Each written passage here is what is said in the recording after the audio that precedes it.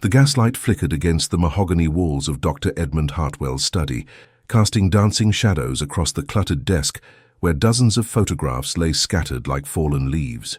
The autumn wind of 1877 rattled the windows of his Rittenhouse Square townhouse, carrying with it the scent of coal smoke and the distant clatter of horse-drawn carriages navigating Philadelphia's cobblestone streets.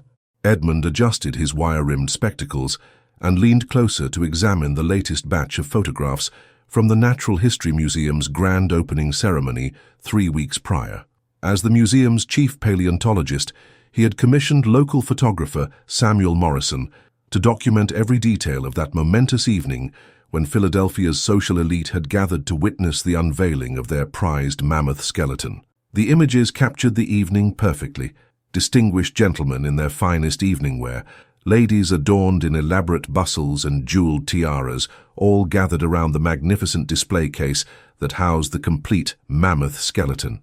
Edmund smiled as he recognized Mayor Stockley's portly figure, prominently featured in several shots, no doubt ensuring his political presence would be remembered for posterity. But as Edmund's magnifying glass moved across one particular photograph, his smile faded.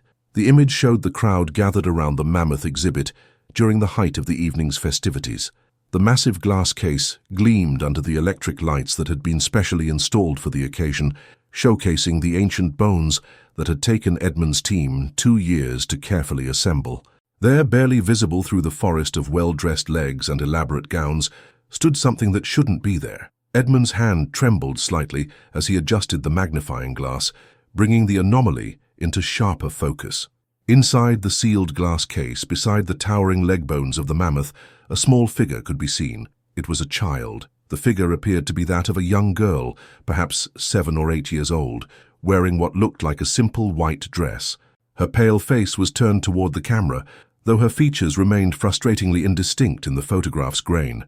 What struck Edmund most unsettling was how she seemed to be standing calmly among the ancient bones, as if she belonged there, as if the case had never been sealed at all. Edmund set down the magnifying glass and rubbed his tired eyes. The gaslight seemed to dim momentarily, and he could have sworn he heard the faint sound of a child's laughter, echoing from somewhere in the house. But when he looked up, listening intently, there was only the whistle of wind through the eaves and the distant rumble of a late trolley car. He picked up the photograph again, his academic mind racing through logical explanations.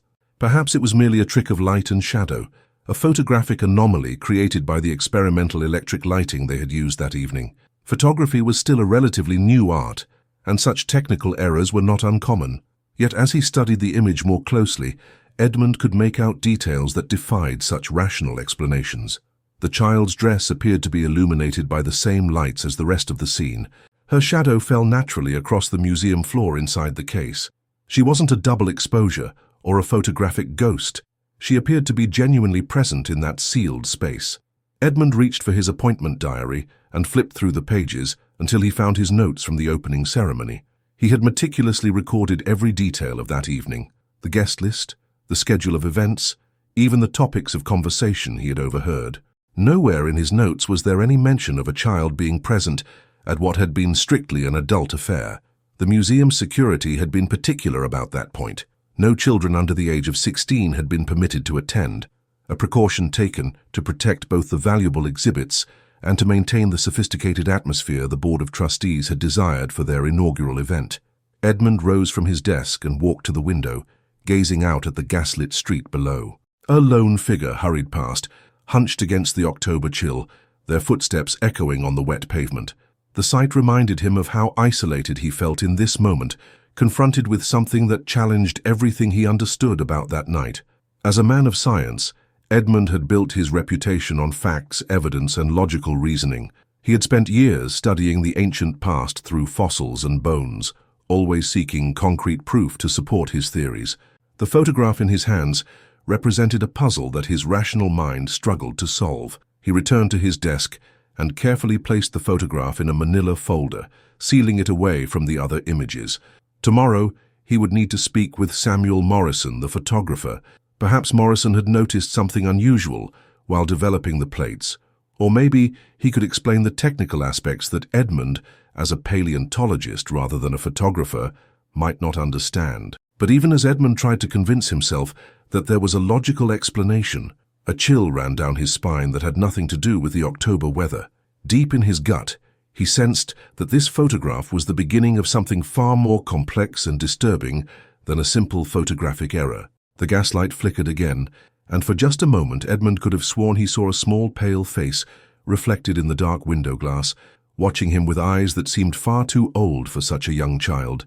The morning fog clung to Philadelphia's streets like a shroud as Edmund made his way through the narrow cobblestone alleys of the old city. Samuel Morrison's photography studio occupied the ground floor of a three-story brick building on Chestnut Street, sandwiched between a haberdashery and a shop that sold imported tea and spices. The familiar chemical scent of developing solutions drifted from beneath the studio's heavy wooden door. Edmund paused before entering, clutching the manila folder containing the mysterious photograph. He had barely slept the previous night, his mind churning over possible explanations for what he had seen. Every rational theory he had constructed seemed to crumble under closer examination, leaving him with an unsettling sense that he was about to venture into territory that his scientific training had not prepared him for. The bell above the door chimed as Edmund stepped inside.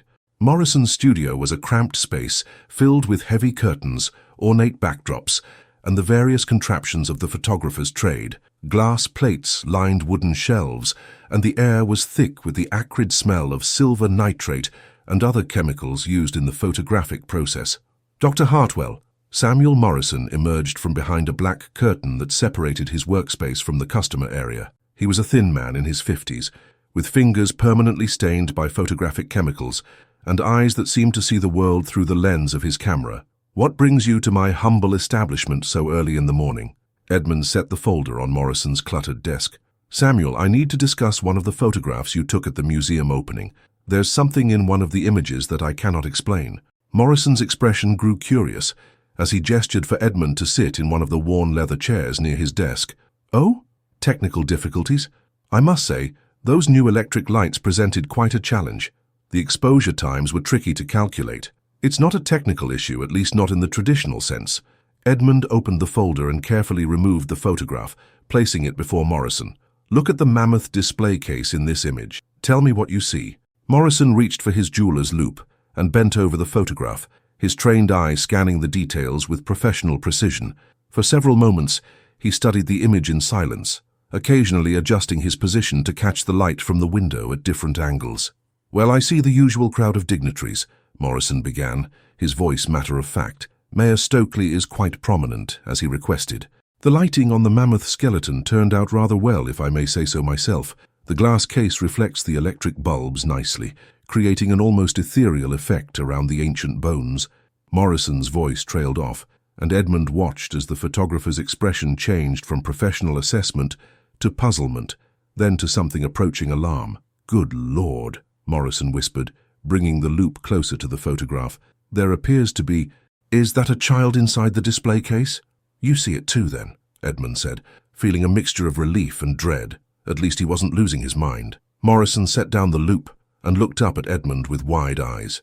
"But that's impossible. The case was sealed before the ceremony began. I watched your assistant, Mr. Pemberton, lock it personally. The key never left his possession throughout the evening." "I'm aware of the security protocols," Edmund replied. "I helped establish them. Yet there she is, plain as day, standing among bones that have been undisturbed for thousands of years." Morrison picked up the photograph again, holding it at arm's length, as if viewing it from a distance might reveal some explanation that closer inspection had missed. "I developed this plate myself, Dr. Hartwell. I can assure you there was no double exposure, no error in the development process. This child, if that's what we're looking at, was genuinely present when I took the photograph. But you don't remember seeing her at the time?" "Absolutely not." Morrison shook his head emphatically. "I would have noticed immediately if someone had somehow gotten into the display case. It would have caused quite a commotion among the guests." Edmund leaned forward in his chair. "Tell me about that specific moment when you took the photograph. Do you remember anything unusual? Any distraction or strange occurrence?" Morrison closed his eyes, apparently concentrating on the memory. "I remember positioning myself to get the best angle of the crowd around the Mammoth exhibit. The mayor was speaking about the significance of the acquisition, how it represented Philadelphia's commitment to scientific advancement. I waited for him to finish his remarks before taking the shot. And the exposure time? Approximately 8 seconds. Given the lighting conditions, everyone held remarkably still. Morrison opened his eyes and looked at the photograph again. But, Dr. Hartwell, if someone had been moving around inside that case during an 8-second exposure, they would have appeared as a blur, a ghostly smear across the image. This child appears solid, stationary, as if she had been standing there for the entire exposure. A chill ran through the studio, and both men instinctively looked toward the windows. The morning fog seemed to have thickened, pressing against the glass like grasping fingers. The chemical smell in the air grew stronger, almost overwhelming. "Samuel," Edmund said quietly, "I need you to examine all the other photographs from that evening. Look at every single image, especially those taken near the Mammoth exhibit. See if this child appears in any other shots." Morrison nodded, though his face had grown pale. "Of course, Dr. Hartwell. I still have all the plates in my files." He paused, then added, "But I must tell you, there's something else that's been troubling me since that night." "What do you mean?" "Well, it's probably nothing, just the fancies of an old man, but—" Morrison hesitated, then continued. "Ever since I developed those photographs, I've been having the most peculiar dreams. Always the same dream, night after night. I'm standing in a vast field of ice, and there's a child calling to me from somewhere far away. Her voice sounds so lonely, so desperate, but no matter how hard I search, I can never find her." Edmund felt his blood run cold. "These dreams started immediately after you developed the photographs. The very next night, and they've grown more vivid each time. Last night I could have sworn I heard that same voice calling to me even after I woke up." Morrison's hands trembled slightly as he carefully placed the photograph back in its folder. "Dr. Hartwell, what exactly did your expedition uncover when they found those mammoth bones?"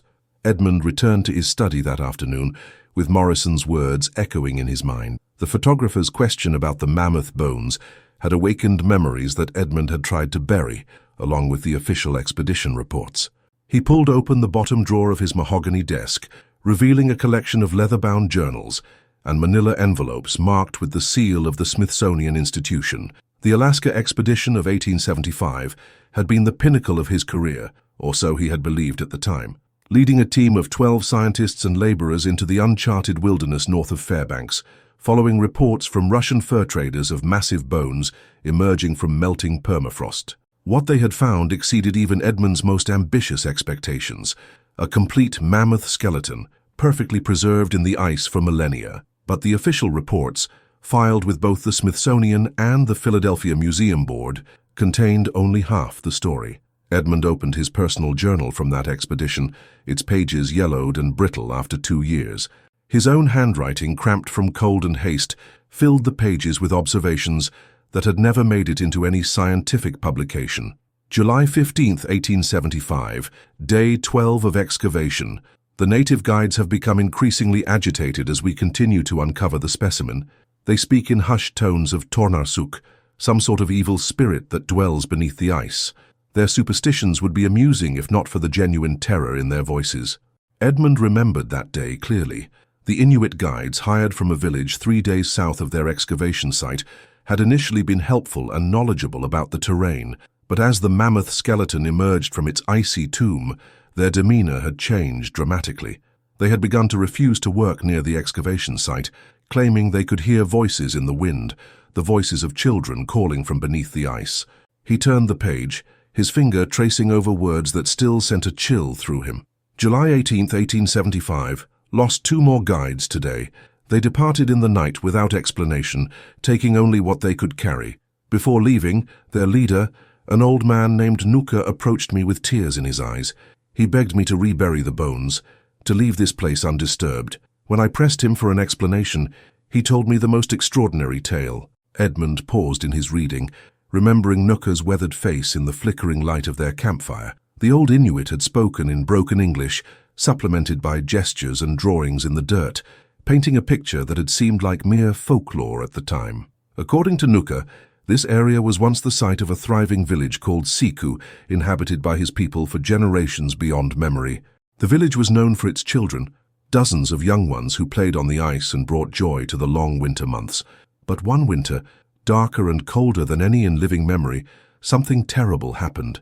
Edmund's hand trembled slightly as he continued reading his own account of Nuka's story. The children began to disappear one by one, not taken by wolves or bears, but simply vanishing from their beds in the night. The villagers could hear their voices sometimes, carried on the Arctic wind calling from beneath the ice. Desperate to save their remaining children, the villagers consulted their shaman, who performed ancient rituals to divine the source of the evil. The shaman, according to Nuka, had discovered that something ancient and malevolent dwelled in the ice beneath their village, a spirit that fed on the life force of children, growing stronger with each soul it claimed. The entity had been dormant for countless years, but the unusual severity of that winter had somehow awakened it. The shaman declared that the only way to stop the spirit was to abandon the village entirely, to let it freeze and be buried beneath the ice for all eternity. The remaining villagers, having lost nearly all their children, agreed to this desperate measure. They performed a binding ritual, using the bones of the great ice beasts as anchors to trap the spirit beneath the frozen ground. Edmund closed his eyes, remembering how Nuka had grabbed his arm with surprising strength, his dark eyes filled with desperate urgency. July 19, 1875. Nuka's final warning haunts me. He claimed that by disturbing the mammoth bones, we risk awakening what his people sacrificed everything to contain. He spoke of a child spirit, neither alive nor dead, forever trapped between worlds, seeking a way to return to the land of the living. The mammoth bones, he insisted, were not merely fossils, but prison bars holding back an ancient evil. Edmund had dismissed these warnings as primitive superstition at the time. Science and reason had no place for such folklore. The mammoth skeleton was a magnificent scientific specimen that would advance human understanding of prehistoric life. He had ordered the excavation to continue, despite the protests of the remaining native workers. July 22, 1875. Strange occurrences continue to plague our camp. Several team members report hearing children's laughter in the night, though no children are present for hundreds of miles. The temperature around the excavation site remains unnaturally cold, even during the brief summer warmth. Ice forms on our tools within minutes of beginning work each morning. The final entry Edmund had made about the supernatural occurrences was dated just before they completed the excavation and prepared to transport the bones back to civilization. July 28, 1875. Last night I saw her for the first time. A young girl, perhaps 7 or 8 years old, standing at the edge of our camp. She wore a simple white dress, inappropriate for the Arctic climate, and her skin was pale as fresh snow. When I called out to her, she turned and looked directly at me. Her eyes were the most unsettling thing I have ever witnessed, not the eyes of a child but ancient knowing, filled with a hunger that chilled me to my very soul. When I blinked, she was gone, but I could swear I heard her laughter echoing across the tundra. Edmund had never included that sighting in any official report. How could he? What serious academic institution would accept a report that included ghostly apparitions and supernatural encounters? He had convinced himself that the isolation and harsh conditions had simply affected his mind, creating hallucinations born of exhaustion and the strange otherworldly landscape of the Arctic. But now, looking at Morrison's photograph, Edmund realized that what he had seen in Alaska had followed the mammoth bones back to Philadelphia. The child spirit that Nuka had warned him about was no longer trapped beneath the Arctic ice. She was here in his museum, standing among the very bones that had once served as her prison. The Philadelphia Natural History Museum stood like a fortress against the October night, its imposing granite facade barely visible through the swirling fog that had descended upon the city. Edmund approached the building at 11:30, his footsteps echoing hollow on the empty sidewalk. The gas lamps that lined Broad Street cast wavering circles of yellow light, creating pockets of illumination in an otherwise impenetrable darkness. He had spent the remainder of the afternoon poring over his expedition journals, and each page had only deepened his growing dread. The child in Morrison's photograph was no photographic anomaly or trick of light. She was the same entity he had glimpsed in the Arctic wilderness 2 years ago, and somehow she had followed the mammoth bones to Philadelphia. Edmund used his key to unlock the museum's heavy oak doors, their hinges groaning in protest as they swung open. The lobby stretched before him, a vast space filled with shadows that seemed to move and shift in the dim light filtering through the tall windows. During the day, this same space bustled with visitors and staff, but at night it felt like a tomb, silent and filled with the weight of countless ages. His footsteps on the polished marble floor sounded unnaturally loud as he made his way toward the paleontology wing. The museum's exhibits loomed around him like sleeping giants, the towering skeleton of a tyrannosaurus, glass cases filled with ancient artifacts, and display boards covered with scientific illustrations. Each familiar sight now seemed ominous, as if the darkness had transformed them into something sinister. The temperature began to drop as Edmund approached the Mammoth exhibit. At first, he attributed it to the building's heating system, which was often unreliable during the late autumn months. But as he drew closer to the display case, the cold became so intense that his breath began to form visible clouds in the air. The mammoth skeleton stood exactly as it had been positioned during the grand opening, its massive tusks curving gracefully toward the ceiling, its ancient bones gleaming dully in the minimal light. The glass case that protected the specimen appeared normal, showing no signs of tampering or damage, yet something felt profoundly wrong. Edmund lit the gas lamp he had brought with him, and warm light filled the immediate area around the exhibit. The dancing flames cast shifting shadows across the mammoth bones, creating the illusion of movement where none should exist. He walked slowly around the perimeter of the case, examining every angle, searching for any clue that might explain the photograph's impossible image. As he completed his circuit of the display, Edmund noticed something that made his blood run cold. Frost had begun to form on the inside surface of the glass case, creating delicate patterns that spiraled across the transparent barrier like frozen spider webs. The frost was spreading even as he watched, and in its crystalline formation, he could swear he saw shapes that resembled tiny handprints. A sound broke the silence, so faint that Edmund almost convinced himself he had imagined it. It was the soft patter of bare feet on marble, coming from somewhere deeper in the museum. He raised his lamp higher, its light pushing back the darkness but revealing nothing except empty corridors and silent exhibits. "Hello?" Edmund called out, his voice echoing through the vast space. "Is someone there?" The footsteps stopped immediately, replaced by a silence so complete that Edmund could hear his own heartbeat thundering in his ears. He waited, barely breathing, straining his ears for any further sound. Just as he began to convince himself that his imagination was playing tricks on him, he heard it. Laughter, a child's laughter, high and clear, seeming to come from everywhere and nowhere at once. It echoed through the museum halls, bouncing off the high ceilings and marble walls, until it became a chorus of ghostly mirth that surrounded Edmund from all directions. The temperature plummeted further, and now ice began to form on the outside of the mammoth case as well. Edmund's lamp flickered, its flame dancing wildly as if buffeted by an invisible wind. The laughter continued, growing louder and more insistent, and beneath it, Edmund thought he could hear another sound, the faint whisper of a child's voice, speaking words he couldn't quite understand. He stepped closer to the mammoth case, pressing his face against the cold glass. The frost patterns on the interior surface had grown more elaborate, and now they clearly resembled the outline of a small human figure. As Edmund watched in horrified fascination, the frost began to shift and change, as if something was moving within the case, disturbing the frozen air. "Show yourself," Edmund whispered, his breath forming more clouds in the frigid air. "I know you're here. I saw you in Alaska, and I see you in the photograph. What do you want?" The laughter stopped abruptly, and the sudden silence was more unnerving than the ghostly sounds had been. Edmund's lamp flame steadied, and the advancing frost seemed to pause in its spread across the glass. For a moment, the museum felt frozen in time, as if the entire building was holding its breath. Then, slowly, a figure began to materialize within the mammoth case.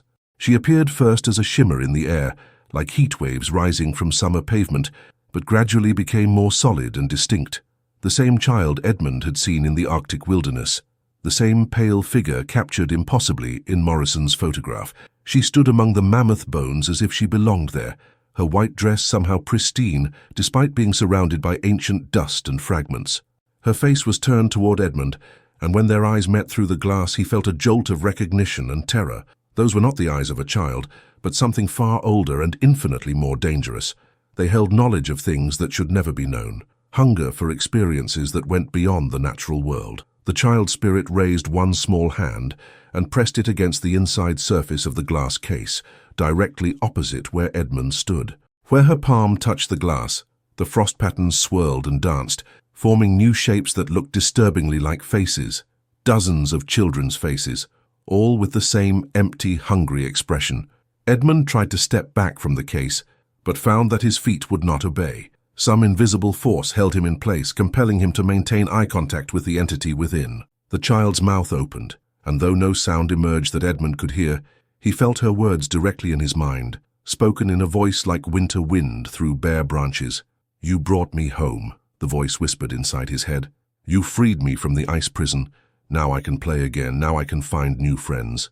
The implications of those words struck Edmund like a physical blow. This entity, whatever it was, had been contained beneath the Arctic ice for generations, held prisoner by the sacrifice of an entire Inuit village. By excavating the Mammoth bones and bringing them to Philadelphia, he had unknowingly provided a conduit for the spirit to escape its frozen captivity, and now it was free, in a city filled with thousands of children, hungry for the life force it had been denied for so very long.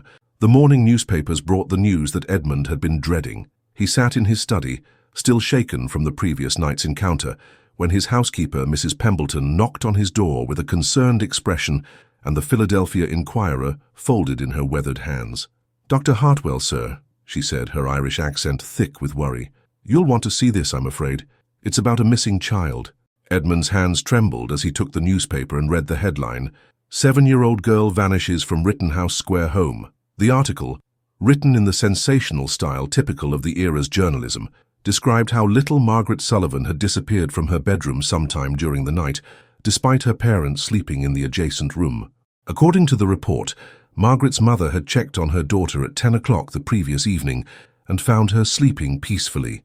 When she went to wake Margaret for breakfast at 7 in the morning, the child's bed was empty, the covers pulled back as if she had simply gotten up and walked away. The bedroom window remained locked from the inside, and there was no sign of forced entry anywhere in the house. What struck Edmund most forcefully was the location. The Sullivan family lived on Delancey Street, less than 6 blocks from the Natural History Museum. Margaret had been one of the children who had pressed her face against the museum's windows during the weeks following the grand opening, fascinated by the displays visible from the street. Edmund set the newspaper aside and reached for his coat. He needed to speak with the police, though he knew they would never believe the truth of what was happening. How could he possibly explain that a prehistoric spirit, released from Arctic ice through his own scientific arrogance, was now stalking the children of Philadelphia? The police station on South Street buzzed with activity when Edmund arrived. Officers moved with the urgent energy that always accompanied cases involving missing children, their faces grim with the knowledge that time was their enemy. Edmund approached the desk sergeant, a burly man with graying whiskers who looked up from his paperwork with tired eyes. "I'm Dr. Edmund Hartwell from the Natural History Museum," Edmund began. "I understand there's been a child reported missing." "Aye, little Margaret Sullivan," the sergeant replied, his voice heavy with concern. "Vanished right out of her own bedroom, she did. Been organizing search parties since dawn, but so far, no trace of the lass. May I speak with the investigating officer? I believe I might have some information that could be relevant to the case." The sergeant raised an eyebrow but gestured toward a cluttered office at the back of the station. "Detective O'Malley's handling the case, but I'll warn you, Dr. Hartwell, he's been working all night and his temper's a bit short."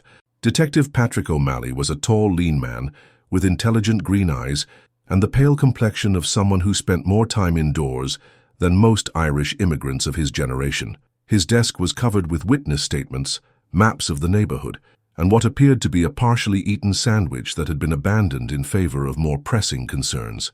"Dr. Hartwell, is it?" O'Malley looked up from the papers he was reviewing. "The sergeant mentioned you might have information about the Sullivan girl?" Edmund chose his words carefully, knowing that his credibility would be crucial in whatever lay ahead. "Detective, I've been experiencing some unusual incidents at the museum lately. Incidents that may be connected to this disappearance." "What sort of incidents?" "Strange sounds at night, unexplained temperature changes around certain exhibits, and," Edmund hesitated, then continued, "sightings of a young girl who shouldn't be in the building." O'Malley set down his pen and gave Edmund his full attention. "Go on." Edmund described the mysterious photograph, carefully omitting the supernatural elements, but emphasizing the impossible nature of a child being inside the sealed Mammoth case. He mentioned the sounds Morrison had reported, the dreams that had been plaguing the photographer, and his own encounter with unexplained phenomena at the museum. "Dr. Hartwell," O'Malley said when Edmund had finished, "are you suggesting that this missing child somehow made her way into your museum and is hiding there?" "I'm suggesting that there may be a connection between the strange occurrences at the museum and Margaret Sullivan's disappearance. The timing is too coincidental to ignore. O'Malley studied Edmund for a long moment, his detective's instincts clearly weighing the credibility of this unexpected witness. The museum is only 6 blocks from the Sullivan home. It's possible the child was drawn there, especially if she had shown interest in the exhibits. More than possible, Edmund agreed. I think we should search the museum thoroughly. Every room, every storage area, every possible hiding place. I'll organize a search party for this afternoon, O'Malley decided. But Dr. Hartwell, if you're withholding any information about this case, information that could help us find this child alive, I'll see you charged as an accessory. Edmund met the detective's gaze steadily. Detective O'Malley, I want nothing more than to find Margaret Sullivan and bring her home safely to her parents. But I fear we may be dealing with something more complex than a simple missing child case. As Edmund left the police station, he couldn't shake the feeling that he was racing against time in a game whose rules he didn't fully understand. The child spirit had been imprisoned beneath the ice for generations, denied the companionship of the young souls it craved. Now, free in a city filled with potential victims, how long would it be satisfied with just one child? The afternoon search of the museum yielded nothing. Detective O'Malley and his officers combed through every exhibit hall, storage room and office, but found no trace of Margaret Sullivan. What they didn't find, and what Edmund didn't mention, were the patches of inexplicable frost that had appeared overnight in various locations throughout the building, or the small handprints that seemed to be pressed into the dust on surfaces that should have been undisturbed. As the search party prepared to leave, O'Malley pulled Edmund aside. Doctor Hartwell, I'll be frank with you. We've had 3 other children go missing in the past month, all from homes within a few blocks of your museum. At first, we thought it was coincidence, but now I'm not so sure. Edmund felt the blood drain from his face. 3 others? Thomas Brennan, age 6, disappeared 2 weeks ago. Sarah Mitchell, age 8, vanished just 4 days past. And now Margaret Sullivan. All of them gone from their beds in the night. No signs of struggle, no evidence of forced entry. O'Malley's expression was grim. Dr. Hartwell, if your museum is connected to these disappearances, I need to know everything. These families are depending on us. As Edmund walked home through the gaslit streets, he realized that the entity's hunger was far greater than he had imagined. 4 children already taken, and he had been so focused on solving the mystery that he had failed to grasp the scope of the threat. The child spirit wasn't content with a single victim. She was building a collection, gathering playmates for the eternal games she had been denied during her imprisonment beneath the ice. Edmund's sleep that night was plagued by dreams of ice and darkness. He found himself standing once again on the frozen tundra of Alaska, but now the landscape was different. Where once there had been only empty wilderness, he could see the ghostly outlines of an Inuit village, its snow-covered dwellings barely visible in the swirling Arctic wind. And everywhere, echoing across the vast expanse of ice, he could hear the voices of children calling out in the darkness. He woke with a start as the grandfather clock in his hallway chimed 3 in the morning. His bedroom was frigid, despite the coal fire that Mrs. Pembleton had banked in the fireplace before retiring. Edmund's breath formed clouds in the air, and frost had begun to form on the inside of his bedroom windows, creating delicate patterns that reminded him uncomfortably of the shapes he had seen at the museum. As he lay in bed, trying to shake off the lingering effects of the dream, Edmund became aware of a sound drifting through his house. It was faint at first, barely audible above the settling creaks of the old building, but gradually it grew clearer. Children's voices, singing what sounded like a lullaby in a language he didn't recognize. Edmund rose from his bed and pulled on his robe, following the sound as it seemed to drift from room to room. The voices were hauntingly beautiful, with a quality that suggested they came from very young children, perhaps no older than 5 or 6. Yet there was something unsettling about the melody, something that made the hair on the back of Edmund's neck stand on end. The song led him downstairs to his study, where the voices seemed strongest. As Edmund lit a gas lamp, the singing stopped abruptly, leaving behind a silence so complete that it felt oppressive. He stood in the doorway, lamp held high, scanning the familiar room for any sign of what might have caused the phenomenon. His desk appeared undisturbed, but as Edmund approached it, he noticed that the manila folder containing Morrison's photograph had been moved. It now lay open, the mysterious image exposed to the lamplight. But more unsettling than the moved folder were the small wet footprints that led from the desk to the window and then simply disappeared. Edmund examined the footprints more closely. They were clearly made by bare feet, small enough to belong to a child of perhaps 7 or 8 years old. The prints were not muddy or dirty as one might expect from someone who had walked through Philadelphia's streets, but instead appeared to be made of pure water, as if formed by melting ice or snow. A soft knock at his front door interrupted his examination of the mysterious footprints. Edmund glanced at the clock on his mantelpiece. 3:30 in the morning. Who could possibly be calling at such an hour? He made his way to the front hall, lamp in hand, and cautiously opened the door. Detective O'Malley stood on his doorstep, his face haggard with exhaustion and his coat dusted with snow that had begun to fall despite the relatively mild October weather. Behind him, the gas lamps along Rittenhouse Square flickered and danced in the wind, casting shifting shadows across the empty street. "Dr. Hartwell," O'Malley said, his voice tight with strain. "I apologize for the hour, but there's been another development. We need your help." "Another child?" Edmund asked, though he already knew the answer from the detective's expression. "Two more, brother and sister, ages 6 and 9, the Carlisle children from Pine Street." O'Malley stepped into the front hall, stamping snow from his boots. "But Dr. Hartwell, this time there were witnesses." Edmund led the detective into his study, pouring 2 glasses of brandy from the decanter on his bookshelf.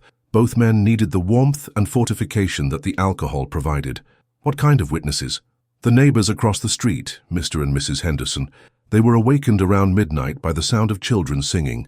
When they looked out their window, they saw the Carlisle children walking down Pine Street in their nightclothes, holding hands with what appeared to be another child." Edmund's hand tightened around his brandy glass. "Did they get a clear look at this third child?" "Mrs. Henderson swears it was a little girl in a white dress. She said the child seemed to glow in the darkness like moonlight on fresh snow. Mr. Henderson tried to call out to them, thinking perhaps they were sleepwalking, but the children didn't respond. They simply continued walking toward Broad Street, singing what he described as the most beautiful and terrible song he had ever heard." "Did the Hendersons follow them?" O'Malley shook his head grimly. "By the time they got dressed and went outside, all 3 children had vanished. We've searched every street between Pine Street and the museum, but found no trace of them." He paused, then added, "Dr. Hartwell, there's something else. Something I haven't told the other officers because they'd think I've lost my mind." "What is it?" "I've been having dreams. Every night since we started investigating these disappearances. Always the same dream. I'm standing in a place of endless ice and I can hear children calling to me. Their voices are so sad, so lonely, that I wake up with tears on my face." O'Malley met Edmund's eyes. "Dr. Hartwell, I think you know more about what's happening than you've been telling me." Edmund studied the detective's face in the lamplight. O'Malley was an intelligent man, and the strain of the investigation was clearly wearing on him.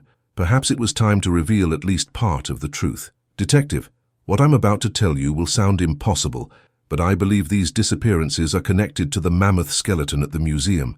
"The Mammoth? How could ancient bones be connected to missing children?" Edmund chose his words carefully, knowing that too much truth too quickly might cause O'Malley to dismiss him as a madman. The bones were excavated from a site in Alaska where, according to local legends, an entire Inuit village disappeared under mysterious circumstances. The native guides who helped with the excavation believed that something malevolent was trapped beneath the ice, along with the mammoth remains. O'Malley leaned forward in his chair. "And you think this entity has somehow followed the bones to Philadelphia?" "I think it's possible. The photographs Morrison took during the museum opening show what appears to be a child inside the sealed mammoth case, the same child you described from the Hendersons' testimony, a little girl in a white dress who seems to glow with an inner light." The detective was quiet for a long moment, processing this information. Finally he spoke. "Dr. Hartwell, I've been a police officer for 15 years. I've seen things that would turn most men's hair white, and I've learned to trust my instincts even when they lead me into territory that defies explanation. Right now, my instincts are telling me that you're the only person who might be able to help us find these children." Edmund nodded slowly.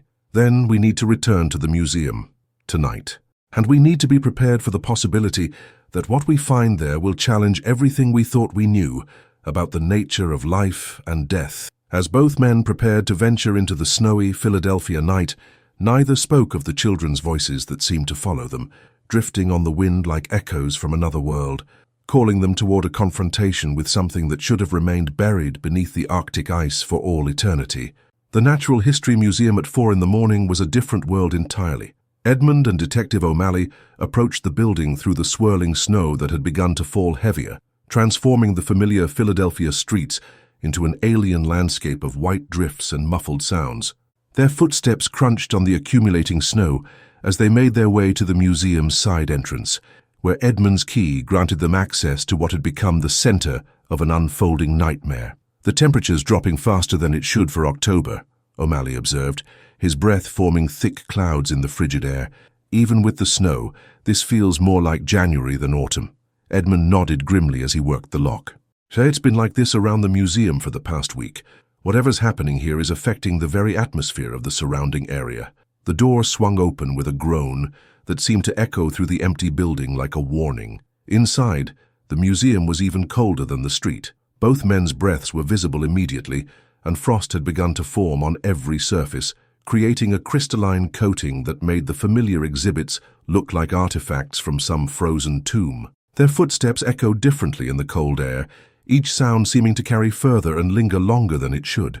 "Jesus, Mary, and Joseph," O'Malley whispered, crossing himself out of instinct. "It's like walking into an ice house." Edmund lit his lantern, and the warm glow pushed back some of the oppressive darkness. "The cold is strongest around the Mammoth exhibit. That's where we need to go first." As they made their way through the lobby, Edmund noticed that the frost patterns on the walls and display cases had formed intricate designs that looked almost like primitive artwork, spirals and symbols that reminded him of the drawings he had seen in Inuit villages. The paleontology wing was a landscape of ice and shadow. Every surface was covered in a thick layer of frost, and icicles hung from the ceiling like crystal daggers. The air itself seemed to shimmer with an otherworldly quality, as if the very molecules were dancing to some unheard rhythm. But it was the sounds that stopped both men in their tracks. From somewhere deeper in the museum came the unmistakable sound of children playing. Laughter high and clear, mixed with the patter of running feet and voices calling out in games of hide-and-seek. The sounds were joyful, innocent, and absolutely terrifying in their impossibility. "Those voices," O'Malley said, his hand instinctively moving to the service revolver at his hip. "I've heard them in my dreams." Edmund held up his lantern, trying to trace the source of the sounds. "They're coming from the storage rooms beneath the main exhibition hall, rooms that have been sealed since the museum opened."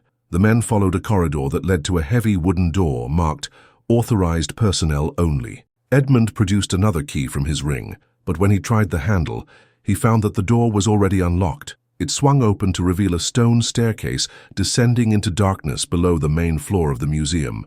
The temperature dropped even further as they descended, and now the walls themselves were covered in a thick coating of ice. Their lantern light reflected off the frozen surfaces, creating a kaleidoscope of dancing shadows that seemed to move independently of the flame. The children's voices grew louder with each step until they could make out individual words and phrases. "Margaret, come play with us." "Tommy, we've been waiting for you." "Sarah, don't hide from your new friends." O'Malley grabbed Edmund's arm. "Those are the names of the missing children. Margaret Sullivan, Thomas Brennan, Sarah Mitchell." At the bottom of the stairs, they found themselves in a vast underground chamber that Edmund had never known existed. The space was enormous, stretching beyond the reach of their lantern light, with a vaulted ceiling supported by massive stone pillars. But most shocking of all was what the chamber contained. It was filled with children, dozens of them, ranging in age from perhaps 5 to 10 years old, all dressed in the clothing of different eras. Some wore the simple garments of frontier settlers, others the more elaborate dress of colonial times, and still others were clothed in styles that seemed to span centuries of American history. All of them were pale as fresh snow, their skin having taken on the translucent quality of ice. The children were playing exactly as the sounds had suggested. They ran between the stone pillars, laughing and calling to each other, seemingly oblivious to the presence of the two adult men who had stumbled into their domain. But their movements had a dreamlike quality, as if they were underwater or moving through thick glass. "My God," O'Malley breathed. "How many are there?" Edmund tried to count, but the children kept moving, appearing and disappearing behind the pillars like phantoms. Dozens, maybe hundreds. "These aren't just the recent disappearances, Detective. This has been going on for a very long time." In the center of the chamber, elevated on a platform of what appeared to be natural ice, stood the child spirit Edmund had encountered before. She was exactly as he remembered her, a girl of perhaps 8 years old wearing a simple white dress, with pale skin and ancient eyes that held knowledge no child should possess. But now she was not alone. Gathered around her were 6 children who looked more solid, more recently arrived than the others. Edmund recognized Margaret Sullivan from the newspaper photographs, and beside her stood 2 other children who must be the Carlyle siblings. The other 3 were presumably Thomas Brennan, Sarah Mitchell, and one more child whose disappearance hadn't yet been reported. The spirit child noticed their presence and turned toward them, her lips curving in a smile that was both innocent and terrifying. When she spoke, her voice carried across the chamber with supernatural clarity. "Dr. Hartwell," she said, her tone pleasant and conversational. "You've come to visit us in our new home. How wonderful! And you've brought a friend." Edmund stepped forward, trying to project a confidence he didn't feel. "Release the children. They don't belong here. Their families are searching for them." The spirit child laughed, a sound like wind chimes made of ice. "But they're so happy here with me. We have all eternity to play together, to be the family I was denied for so long." She gestured to the dozens of ghostly children who continued their eternal games around the chamber. "Look how many friends I've made over the years. Look how well I've cared for them." O'Malley's voice was hoarse with horror. "How long has this been going on? How many children have you taken?" "Time moves differently here," the spirit replied. "I began gathering my friends when the first settlers came to this land, when their children wandered too close to places where the ice remembers what was lost. Each generation brings me new playmates, new voices to join our songs." Edmund realized with growing dread that this chamber represented centuries of disappearances, children taken from their families to serve as eternal companions for this ancient, hungry spirit. The mammoth bones had not created this entity. They had simply provided a focal point, an anchor that allowed her to manifest more powerfully in the physical world. Edmund's mind raced as he stared at the horrific scene before him. Centuries of stolen children, trapped in an eternal childhood by a spirit that had corrupted the very concept of innocence and play. But even as despair threatened to overwhelm him, his scientific training kicked in. There had to be a way to reverse this, some method to break the supernatural bonds that held these young souls captive. "The Inuit shaman," Edmund said suddenly, causing O'Malley to look at him with confusion. "In Alaska, the village shaman performed a binding ritual to contain this entity. If they could trap it once, perhaps the same method could work again." The spirit child's expression shifted, her innocent smile fading as she seemed to sense the direction of Edmund's thoughts. "You cannot send me back to that frozen prison," she said, her voice losing its childlike quality and taking on harmonics that sounded like grinding ice. "I have grown too strong, gathered too many friends. This is my domain now." O'Malley stepped closer to Edmund, his hand still resting on his revolver, though both men knew that conventional weapons would be useless against a supernatural entity. "What kind of ritual? What would we need?" Edmund closed his eyes, trying to recall every detail of Nuka's story from his expedition journal. The shaman used the bones of great ice beasts as anchors, binding points to hold the spirit in place. But more importantly, he required the willing sacrifice of the village itself. They abandoned everything they had built, everything they loved, to ensure the entity remained trapped. "These people gave up their entire way of life?" O'Malley asked. "More than that. According to Nuka, they scattered to the 4 winds, never to reunite, never to rebuild their community. The bonds that held them together as a people were severed forever to ensure the binding would hold." Edmund opened his eyes and looked around the chamber. "But this situation is different. The spirit has already escaped its original prison and established a new domain. The ritual would need to be adapted." The spirit child raised her hand, and instantly the temperature in the chamber dropped even further. The recently taken children, Margaret, the Carlyle siblings, and the others, stopped their playing and turned toward Edmund and O'Malley, with expressions that were no longer quite human. Frost began forming on the men's clothing and equipment. "You will not take my friends from me," the spirit declared, her voice now echoing with the power of Arctic winds. "They are mine now, as all the others have been mine. We are a family bound by ice and time, and nothing you can do will break those bonds." Edmund felt the cold beginning to seep into his bones, making his movements slow and clumsy. But as he struggled against the supernatural chill, he noticed something that gave him hope. The older ghostly children, those who had been taken decades or centuries earlier, seemed less affected by the spirit's display of power.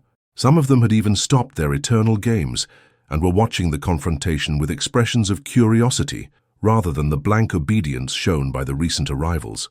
"The binding weakens over time," Edmund realized aloud. That's why you needed the mammoth bones, why you had to wait until they were brought to a populated area. Your control over the older children is fading, and you needed new sources of power to maintain your domain. The spirit child's eyes flashed with anger, and several icicles broke free from the ceiling, crashing to the floor near Edmund's feet. You understand nothing. I give these children eternal life, eternal youth, eternal companionship. I save them from the pain and loneliness of growing up, of watching their loved ones age and die. You trap them, O'Malley countered, his detective's instincts recognizing manipulation when he heard it. You steal them from families who love them, who would give anything to have them back. One of the older ghostly children, a boy who appeared to be from the early 1800s based on his clothing, stepped forward from the shadows between the pillars. I remember, he said, his voice faint but clearly audible. I remember my mother crying for me. I remember my father searching the woods for days, calling my name. The spirit child spun toward the boy, her face contorting with rage. You remember nothing. There is only here, only now, only our games and our songs. But the boy continued speaking, and now other older children began to emerge from the shadows, their ghostly forms becoming more solid as they found their voices. I remember my sister teaching me to read, said a girl in colonial dress. I remember Christmas morning, and the doll my grandmother made for me, whispered another. I remember the smell of my mother's bread baking, added a third.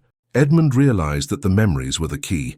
The spirit could control the children's bodies, could trap their souls in this frozen domain, but she couldn't completely erase the love they had known in life. That love remained as a weakness in her power, a crack in the supernatural bonds that held them. Detective, Edmund said urgently, we need to get back to the surface. I know what we have to do, but we need help, and we need items from the museum's collection.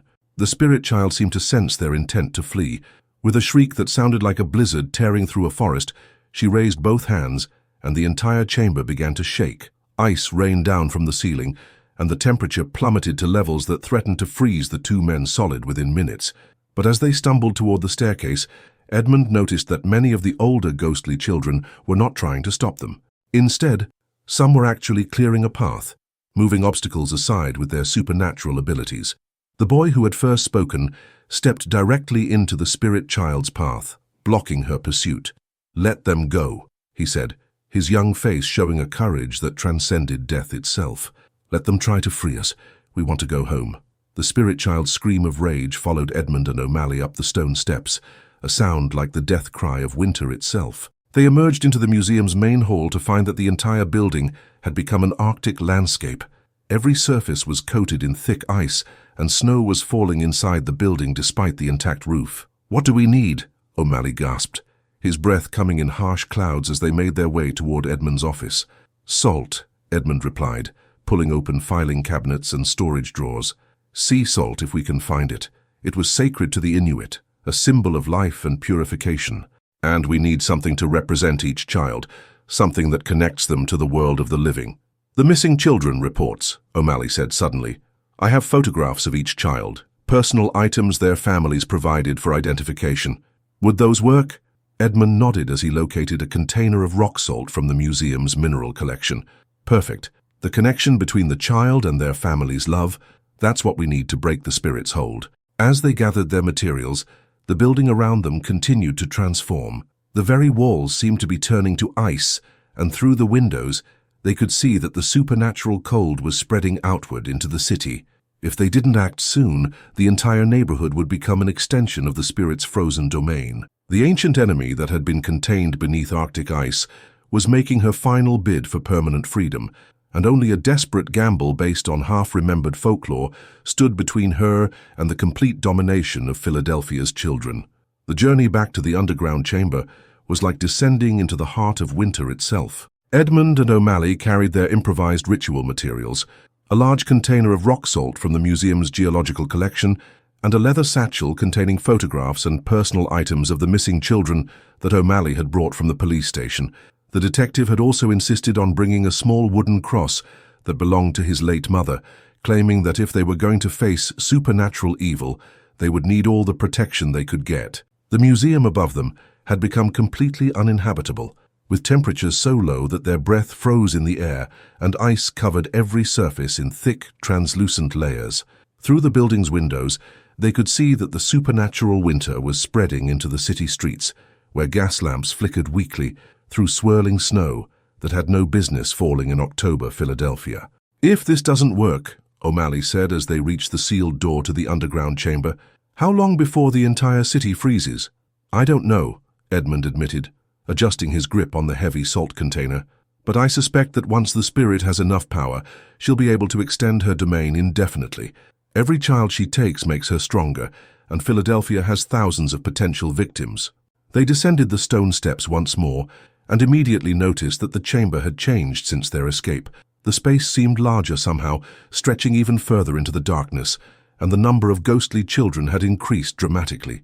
Edmund realized with growing horror that the spirit was somehow pulling in the souls of children who had died throughout the city's history, adding them to her collection, even across the barriers of death itself. But more troubling was the state of the recently captured children. Margaret Sullivan and the others now moved with the same dreamlike quality as the older spirits, their faces taking on the pale, translucent appearance that marked them as no longer fully human. Time was running out. The spirit child stood in the center of the chamber on her platform of ice, her arms raised as if conducting some invisible orchestra. Around her, all the ghostly children moved in perfect synchronization, their endless games now taking on the aspect of a ritual dance. When she noticed Edmund and O'Malley's return, her lips curved in a triumphant smile. "You've brought offerings," she said, her voice carrying easily across the vast space.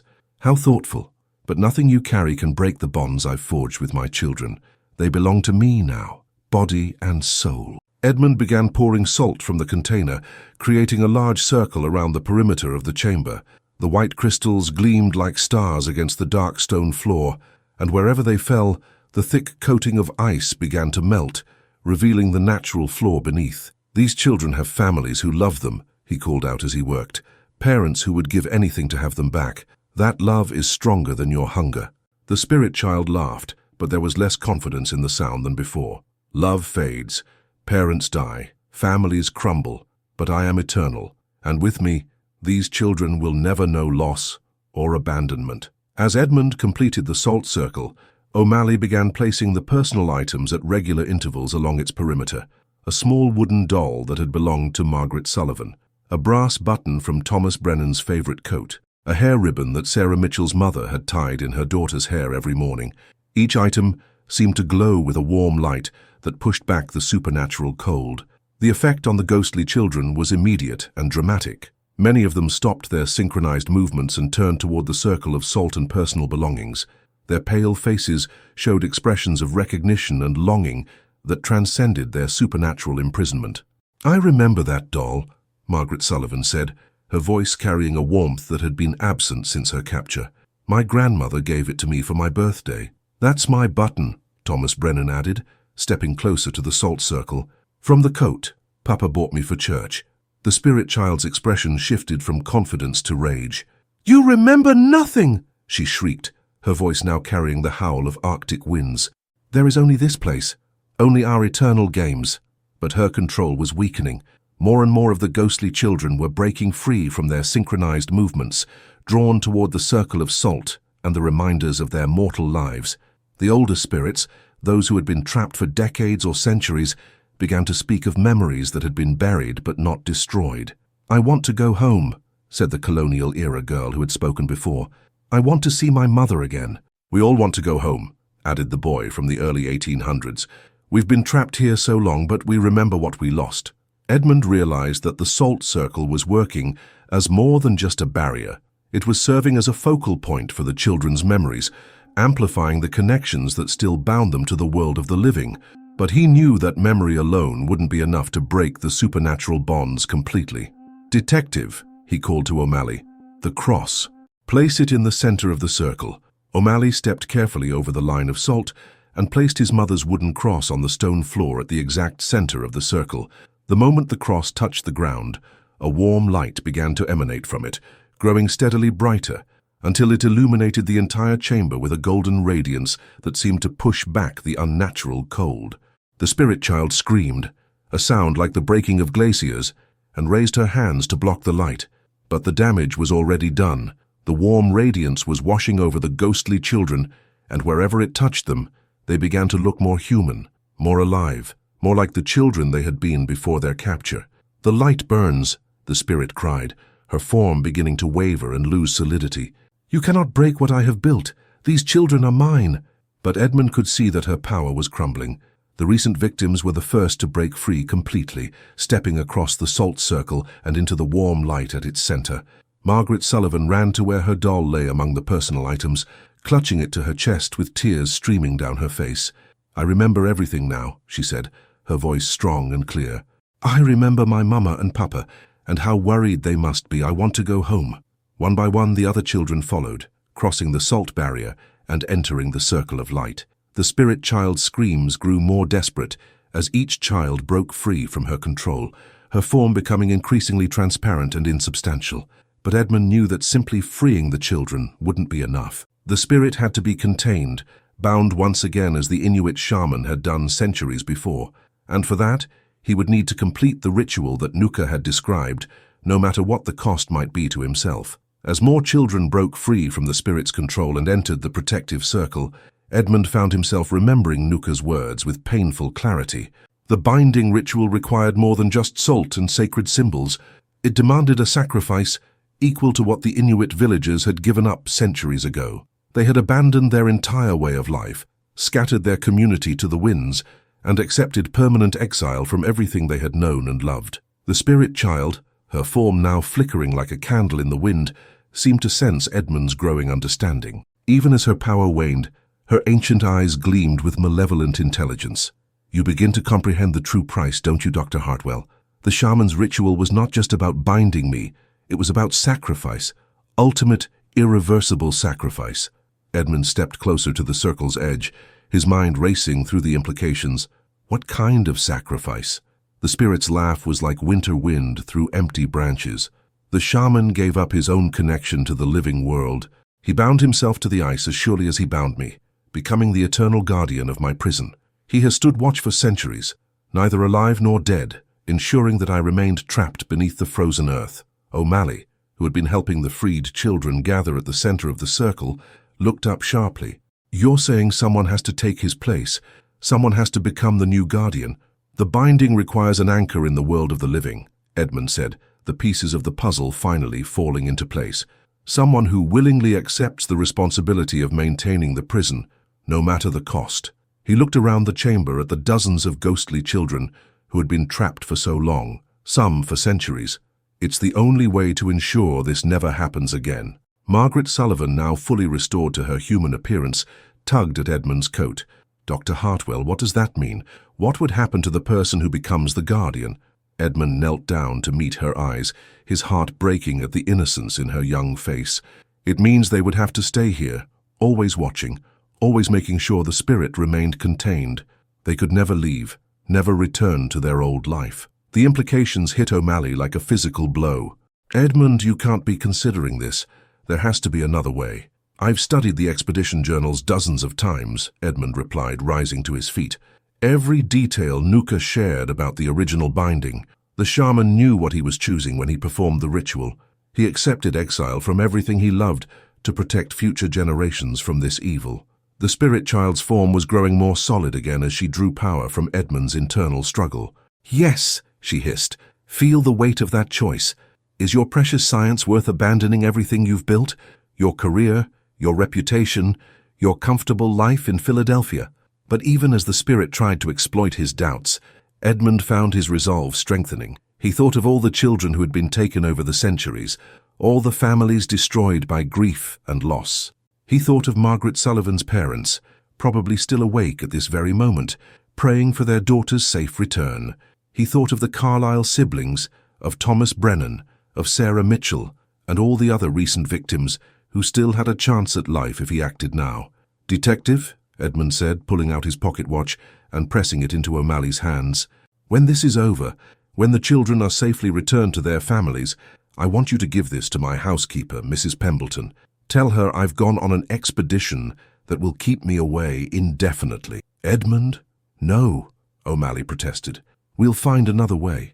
There has to be another solution." Edmund shook his head as he stepped toward the center of the circle. "This is my responsibility, Patrick.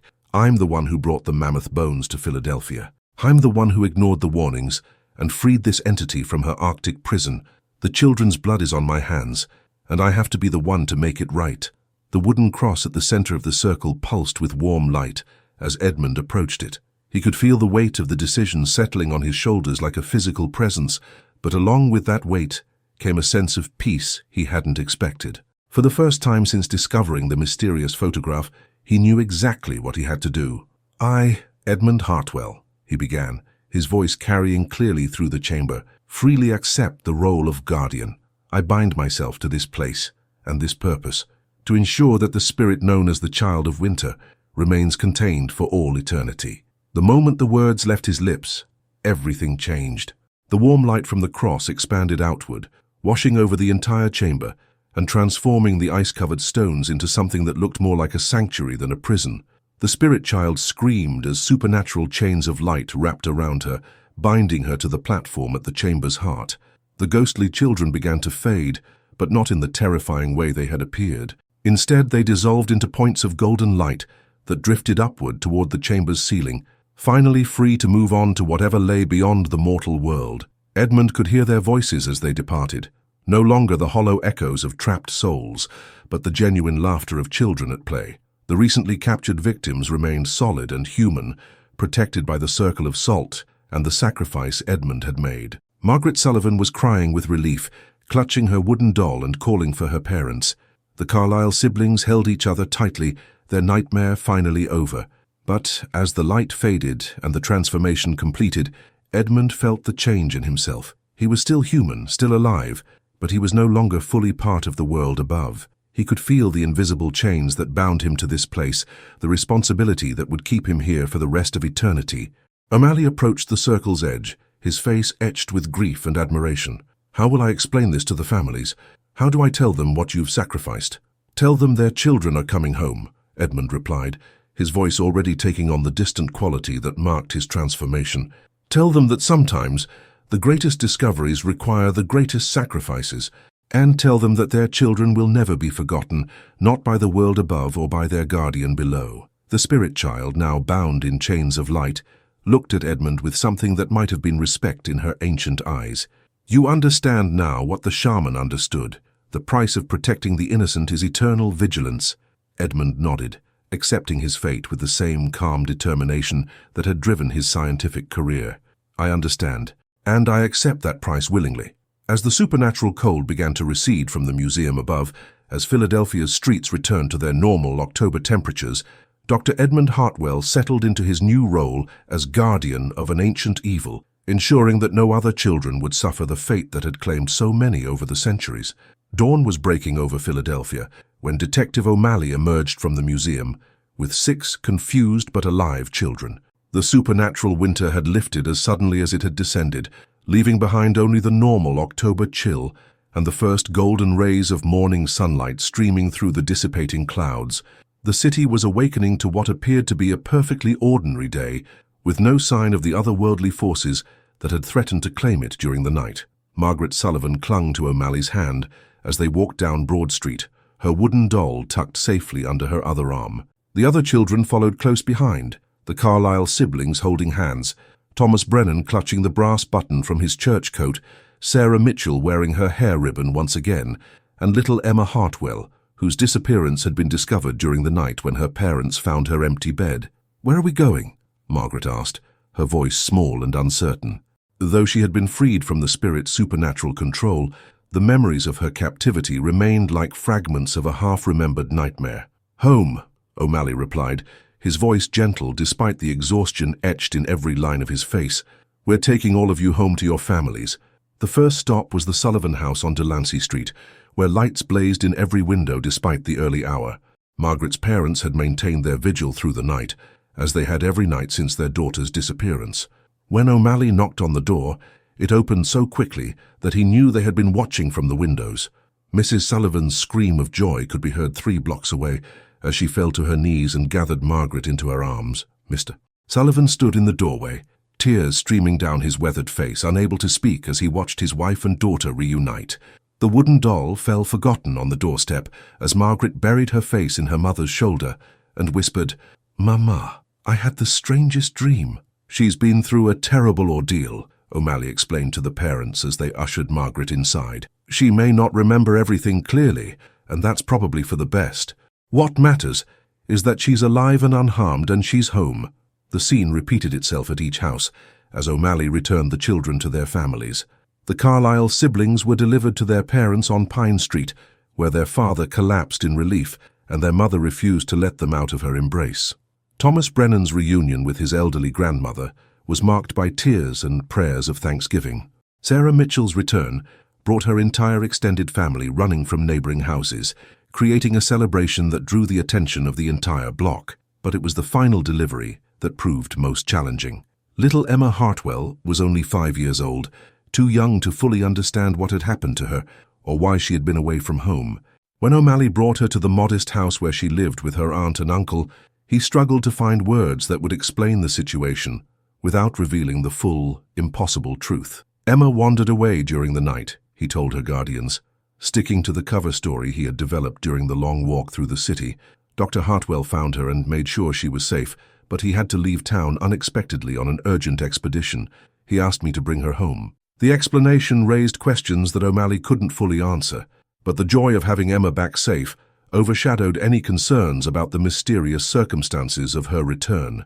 As he watched the little girl run into her aunt's arms, O'Malley thought about Edmund's sacrifice and wondered if the man understood the full scope of what he had accomplished. News of the children's return spread quickly through the city. The Philadelphia Inquirer ran a front-page story praising the police department's successful investigation, though O'Malley had been careful to keep the details vague.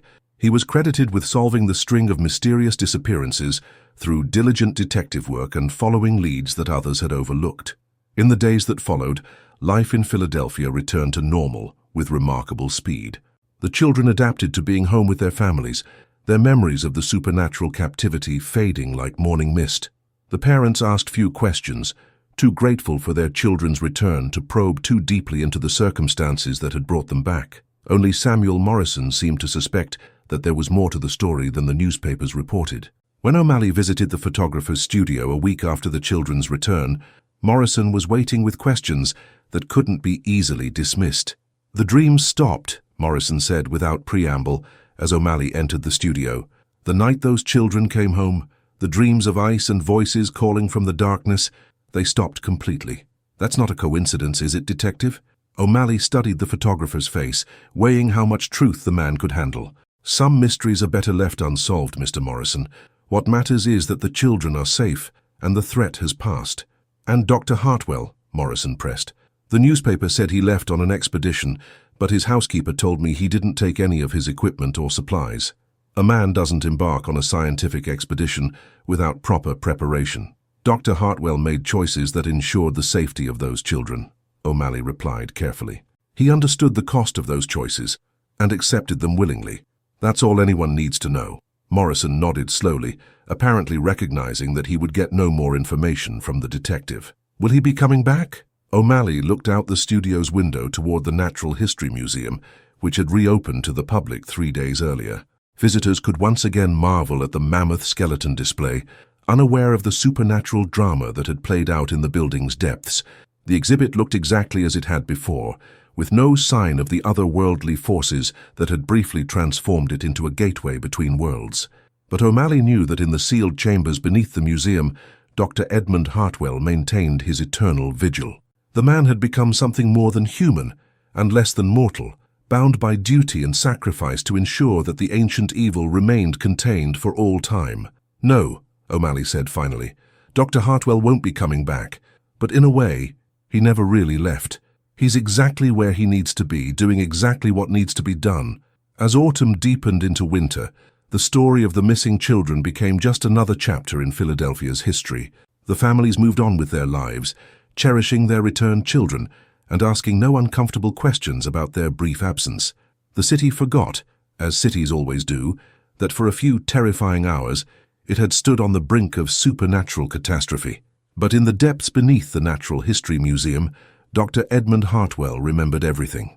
And he would continue to remember, standing guard against the darkness, ensuring that no other children would ever be lost to the hunger of the child of winter. 5 years had passed since the night that changed everything, and Philadelphia had settled into the comfortable rhythm of a city that had forgotten its brush with supernatural terror. The Natural History Museum thrived, drawing visitors from across the nation to marvel at its impressive collection of prehistoric specimens. The mammoth skeleton remained the centerpiece of the paleontology wing, its ancient bones gleaming under electric lights that no longer flickered with otherworldly cold. Detective Patrick O'Malley, now promoted to captain, made a habit of visiting the museum every few months. To casual observers, he appeared to be simply another citizen appreciating the city's cultural offerings. But those who knew him well might have noticed that he always lingered longest at the mammoth display, and that he sometimes whispered words that sounded like prayers or promises to the silent bones. On this particular November evening, as snow began to fall outside the museum's tall windows, O'Malley stood before the exhibit with a newspaper tucked under his arm. The headline announced his retirement from the police force, effective at the end of the month. After 30 years of service, he was ready to step away from the world of crime and investigation, but there was one final duty he needed to perform. When the museum closed and the last visitors departed, O'Malley used the key that Edmund had given him years ago, a key that still worked despite all rational expectations. He made his way through the darkened halls to the sealed door that led to the chambers below, descending the stone steps that had become as familiar to him as the streets of his own neighborhood. The underground chamber had changed over the years. What had once been a place of ice and terror had been transformed into something that resembled a scholar's study crossed with a monk's cell. Warm light emanated from sources that defied explanation, and the walls were lined with books that appeared whenever Edmund needed to continue his research or simply to pass the endless hours of his vigil. Edmund himself had aged, but not in the way that mortal men age. His hair had turned completely white, and his face bore the marks of deep contemplation and profound responsibility. But his eyes remained sharp and intelligent, and when he looked up from the ancient text he was reading, he smiled with genuine warmth. "Patrick," he said, rising from the simple wooden chair where he spent most of his time. "Right on schedule, as always. How are Margaret and the others?" O'Malley smiled at the question Edmund always asked first. "Growing up beautifully. Margaret Sullivan is 12 now, top of her class in school and talking about becoming a teacher. The Carlyle siblings are doing well. Young William wants to be a doctor, and his sister Anne has become quite the artist. Thomas Brennan is apprenticing with his uncle in the carpentry trade, and Sarah Mitchell just celebrated her 13th birthday. And little Emma? 10 years old and as bright as a new penny. Her aunt and uncle enrolled her in the best school they could afford. She's showing a real aptitude for mathematics." O'Malley paused, then added, "None of them remember what really happened, Edmund. The memories faded just as you said they would." Edmund nodded with satisfaction. "That's as it should be. Children shouldn't carry such burdens. They deserve to grow up believing in a world where monsters exist only in fairy tales." O'Malley pulled out the newspaper and handed it to Edmund. "I wanted you to see this before anyone else. I'm retiring at the end of the month. 30 years on the force is enough for any man." Edmund scanned the article, his expression thoughtful. "What will you do with your freedom, Patrick?" "I've been thinking about that," O'Malley replied, settling into the second chair that had appeared in the chamber sometime during the 3rd year of Edmund's vigil. "I could travel, or take up fishing, or simply spend my days reading in my garden. But the truth is, I keep coming back to the same idea." "Which is?" O'Malley met Edmund's eyes steadily. "I want to help you carry this burden, not as a replacement. I understand that the binding can't be transferred, but as a companion. Someone to share the watches, to help research ways to strengthen the containment, to ensure that what happened 5 years ago never happens again." Edmund was quiet for a long moment, and O'Malley could see the emotions playing across his friend's face. The loneliness of his eternal vigil was perhaps the hardest part of his sacrifice, harder even than the separation from the world above. "Patrick," Edmund said finally, "you don't understand what you're offering to give up. A normal retirement, time with family, the simple pleasures of a life well lived. You would be choosing exile from everything you've known?" "I've thought about it for months," O'Malley replied. "I have no wife, no children of my own. My parents are gone, and my siblings are scattered across the country. The only family I really have left is made up of the children we saved and the man who saved them. This is where I belong, Edmund. This is where I can do the most good." Edmund looked toward the platform where the Child of Winter remained bound in chains of light, her form barely visible but still present. "She grows weaker each year," he said. "The binding holds, but it requires constant attention, constant reinforcement. Having someone to share that responsibility, he trailed off, then looked back at O'Malley with something like hope in his eyes. "Are you certain, Patrick? Once you cross that threshold, once you accept the Guardian's oath, there's no going back. You'll be bound to this place just as surely as I am." O'Malley stood and walked to the edge of the chamber, looking up toward the ceiling that separated them from the world above. 5 years ago, I watched you sacrifice everything to save those children. It was the most heroic thing I've ever witnessed, but it was also the loneliest. No one should have to bear that kind of responsibility alone. He turned back to Edmund with a smile that held both sadness and determination. "Besides, someone needs to make sure you don't spend eternity talking to yourself. I may not be much of a scholar, but I'm told I'm decent company." Edmund laughed, the sound echoing through the chamber with a warmth that had been absent for too long. "Very well, Patrick O'Malley. If you're truly certain of this choice, then I accept your offer. But I warn you, the hours are long, the pay is non-existent, and the only thanks we'll ever receive is the knowledge that innocent children sleep safely in their beds." "Sounds perfect," O'Malley replied, extending his hand to his friend. "When do I start?" As the two men shook hands, sealing O'Malley's commitment to join the eternal vigil, the chamber seemed to brighten slightly. The child of winter's form flickered with what might have been frustration, but her bonds held firm. The ancient evil that had claimed so many young lives over the centuries would remain contained, watched over by two guardians instead of one. Above them, Philadelphia slept peacefully under its blanket of November snow. In houses throughout the city, children dreamed innocent dreams, protected by sacrifices they would never know had been made on their behalf. The mammoth skeleton in the museum stood silent and still, its bones serving as both monument to scientific achievement and anchor for supernatural forces that defied rational explanation. And in the depths below, two friends settled in for the first watch of an eternal duty, their conversation drifting through topics both mundane and profound as they maintained their vigil against the darkness. The photograph that had started it all still existed somewhere in Samuel Morrison's files, a testament to the moment when the impossible became undeniably real. But more important than any photographic evidence was the living proof that walked the streets of Philadelphia every day. Children who had been lost and found again, who grew and learned and laughed without ever knowing how close they had come to an unthinkable fate. Their freedom was purchased with the willing exile of two good men, and their safety would be maintained for as long as love and duty could hold the bonds that kept ancient evil at bay. In the end, it was a bargain both guardians considered well worth the price.